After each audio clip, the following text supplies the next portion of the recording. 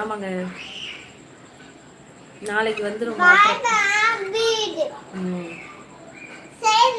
சரி, உன் பேர் என்னன்னு கேக்குறாங்க பாரு. உன் பேர் சொல்லு. உன் பேர் லக்ஷிதா.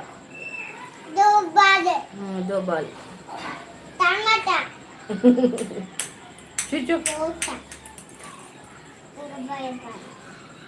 உங்களுக்கு பால்லாம் கிடையாது. அவங்களே பிடி சார் தானா. அவங்கள்ட்ட விசில் இருக்கான். விசில் வச்சிருக்காங்க அவங்க. ஆமா, விசில் வச்சிருக்காங்க. பிடி சாரா. பிடி சாரா. இங்க பாரு, சூப்பர் நேம்.